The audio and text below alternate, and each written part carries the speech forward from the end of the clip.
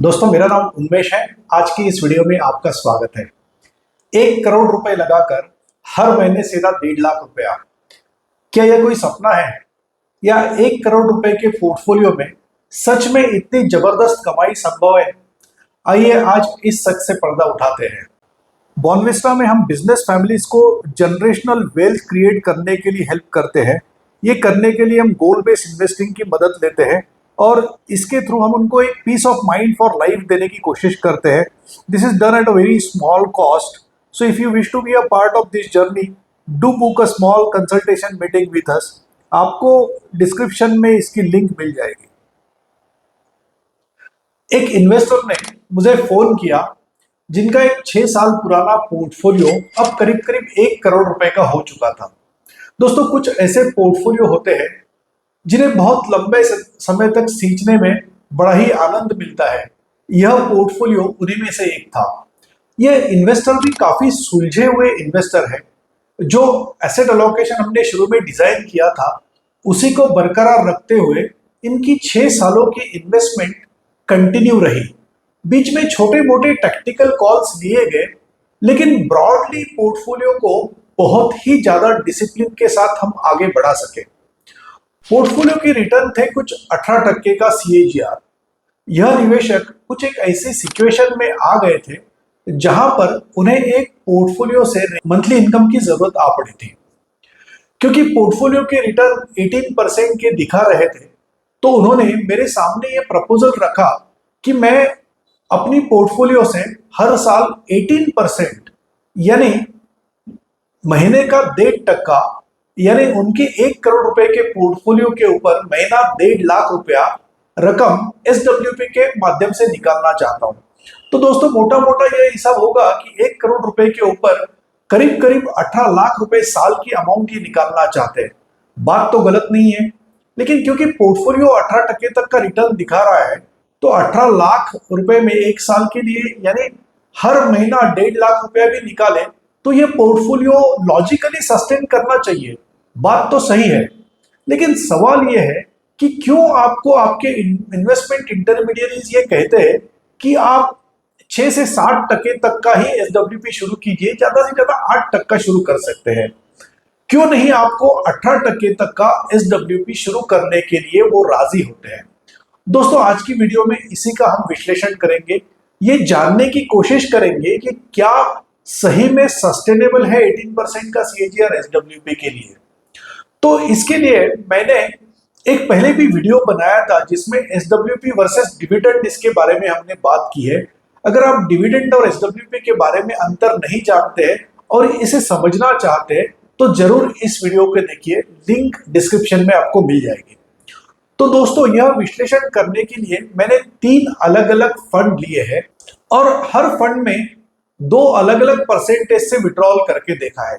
इसके लिए हमने चुने हैं hybrid fund, multi cap fund और मिड कैप फंड।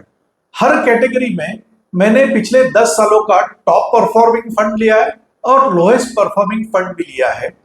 इसकी वजह से हमें यह समझने में आसानी जाएगी कि यह सस्टेन होता है या नहीं होता है।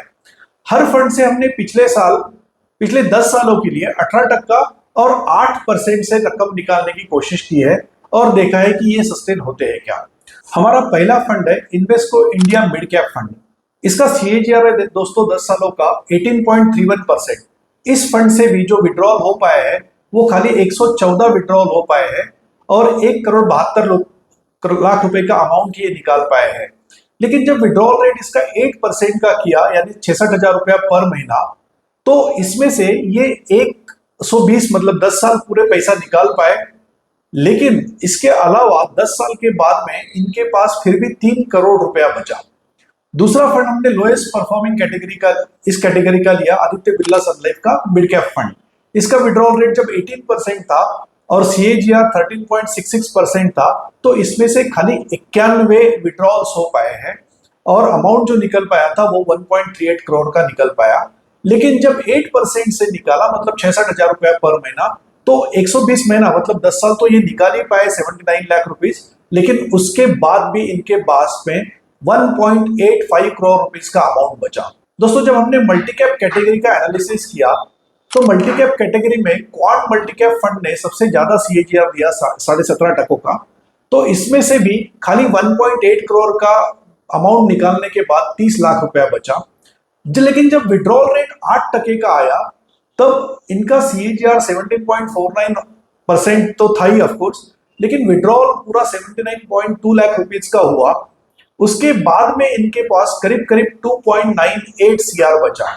Invesco India multi cap fund हमारा अगला लोएस्ट परफॉर्मिंग फंड था इस कैटेगरी में, जिसमें से ऑफकोर्स सीएजीआर खाली 14% का होने की वजह से 97 विड्रॉल्स ही हो पाए, 1.47 करोड़ का अमाउंट निकल पाया। उसके बाद में अमाउंट उनका एग्जॉस्ट हो गया। लेकिन जब 8% के विड्रॉल से हमने पैसा निकालने की कोशिश की, मतलब 66,000 रुपया महीना, तो इनके टोटल विड्रॉल 120 भी हो गए, करीब करीब 79 लाख रुपीज इन्होंने निकाला।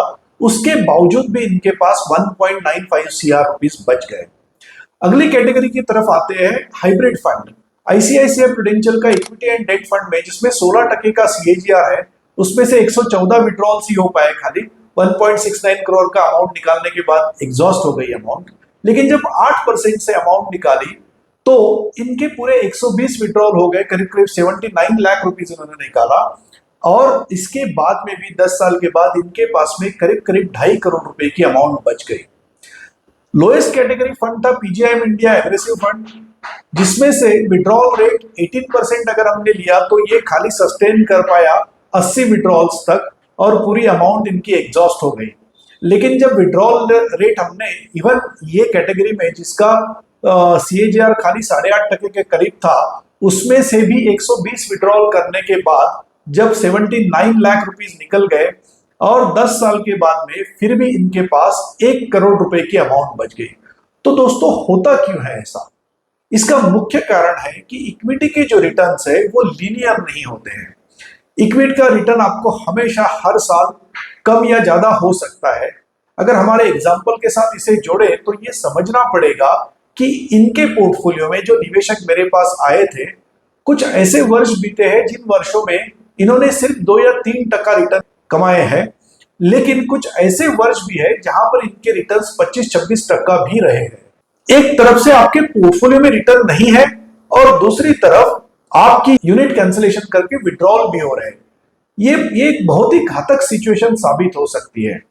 तो इसीलिए 2 चीजों का हमें ख्याल रखना पड़ेगा कि आपका विड्रॉल रेट जो है वो आपके रिटर्न रेट से कम आधा हो। दूसरी चीज ये है कि आपका जो विड्रॉल रेट आप करें या विड्रॉल आप करें वो इक्विटी फंड या एग्रेसिव फंड से ना करते हुए इसके लिए आप हाइब्रिड फंड का चुनाव करें। दोस्तों, हाइब्रिड फंड या तुलनात्मक दृष्टि से अगर देखें तो हाइब्रिड फंड ये कंपैरेटिवली स्टेबल फंड्स होते हैं और हाइब्रिड फंड में आपकी एसडब्ल्यूपी सस्टेन होने के चांसेस काफी ज्यादा होते हैं, इसीलिए हम हाइब्रिड फंड सजेस्ट करते हैं। तो दोस्तों, अगर आपके कुछ दोस्त ऐसे हैं जो अभी एसडब्ल्यूपी के बारे में सोच रहे हैं और उन्हें ये डर लग रहा है कि उनकी एसडब्ल्यूपी सस्टेन हो पाएगी या नहीं हो पाएगी, उनके साथ आप ये वीडियो जरूर शेयर कीजिए। अगर आपको एसडब्ल्यूपी के बारे में कुछ सवाल है तो हमें आप जरूर संपर्क कीजिए। इसी तरह के नए नए वीडियोस देखने के लिए इस चैनल को सब्सक्राइब कीजिए, नोटिफिकेशन का आइकन जरूर दबाइए ताकि आपको नए वीडियोस के नोटिफिकेशंस मिलते रहे।